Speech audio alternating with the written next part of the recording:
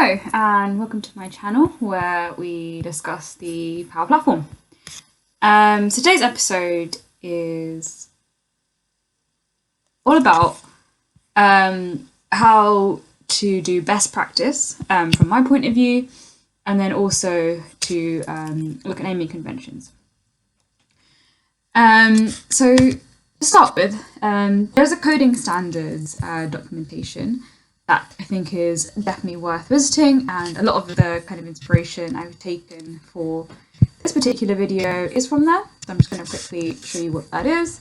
So here it's a set of coding standards and guidelines that was set.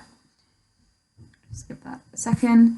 And it was written by Todd and Pat, and you had a lot of technical contributors as well. So what I've really done in this particular kind of set is taken those best inspirations from there and put my own spin and my own advice. So one of the first things I put on here is try and optimize for 8 to 10 screens per app and 15 to 20 fields per form. So where possible, if you can combine screens together, if you combine functionality in a screen, do that. Okay, and then I've got quite a few here. So there's 12 different kind of building blocks. So the first one is using the concurrent function. So that's a power-ups function. So this video is intended as a start for all of these things. So you do need to do a bit of your own research as well, but at least you know that it's there. So the concurrent function, what it does is it allows more than one formula to be run at the same time, and that's going to increase the speed of your application. So if you know that there are two functions that can be done together, you'd essentially wrap it. So you'd have like concurrent, formula 1, formula 2. Second piece of advice there is not to repeat formulae or controls. The third piece is about delegable functions. I'm going to actually show you that over here. So delegation in a Canvas application is the fact that some data sources, some formulae, they're not going to work if you have large data sets. So we get around that by knowing that this exists to begin with and putting our data into collections. Okay. So that's something really important. I have flashed up way too many different things here. We're on best practice, of course. Okay. I'll go back to this view here. Local collections, so using collections to store your data as opposed to connecting directly to the data source. Using your onStart, so in a Power App, using your onStart to run formulae that you know will be run often. Notifying the users is really important, so you can use a notify function, in fact, and this will help your user know what's happening all the way along in your application. Using failsafe, so what a failsafe is if you're going to delete something, for example, and you essentially just put up a message saying, are you sure you want to delete this? And that just helps your user not make any errors. Don't use too many screens, as we've already mentioned, restricting the number of controls. Using timers where possible, so I'm going to link my timer video in the description box below, so you'll have a look at that. Using the notify function itself to notify your users, and using components. So components are, like for example, you might have a header on every single page that looks exactly the same. Now previously, I can't remember when it actually first came out, a couple of years ago, maybe even a year and a half ago or so. You had to actually copy and paste that and change it. So now components are revolutionary. So use them where possible.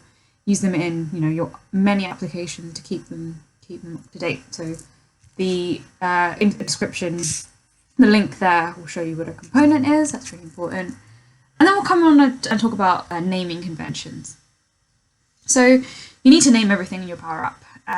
So that when another developer comes in, they're going to be able to understand what that is. You're going to understand what that is. So talking through those different things that you could use, we have something called camel case, which we can use for controls and variables. Camel case begins with the lower prefix and then removes all spaces, and then you have a capital letter. So for example, text, user, email address. That's one idea. Pascal is when you capitalize everything. So for example, in a data source, Office 365 users is capitalized. And screen names are actually, they're able to be read by screen readers. So using plain language and spaces is very important and useful there. Moving on to kind of more general naming conventions, and again this is taken from the coding standards, but I've put here the ones I use the most often. So you've got button, so BTN, so you'd have BTN navigate or something, and then camera control, cam, upload picture, you know. And by having all of these, the benefit of this is that, say you want to find all the buttons on a page or the buttons in your application, you can't remember what you called it. At least you know by searching BTN in your Power App, you're going to speed up that process. Okay. What about commenting formulae? So in Power Apps, and I'm just going to pull this up so that we can have a quick look at it. We can comment formulae. And this is really important so that if any other developer comes in, they'll actually be able to read and understand your code. So for example here, if in this particular post, it explains this is a comment, // is a different comment. And you can also do block comments. So you can have / and then an asterisk and then write entire paragraphs, and that's massively useful. So that's really important for our best practice conversation as well. And lastly on here, I'm going to quickly touch on this, which is, I have a video for this as well, which I'm going to link in the description box below, and it's also here, which is that buttons logic. So quite often in Power Apps, we can have lots and lots of logic in our application. And I like this idea of putting it into these buttons that kind of cascade onto each other, and that way debugging is a lot easier as well. So yeah, please check out that video below because that will explain it in more detail. Thank you so much for joining me and listening to me today. Hit subscribe if you like what I hear. It makes me really happy to have you here listening to me. Thank you so much.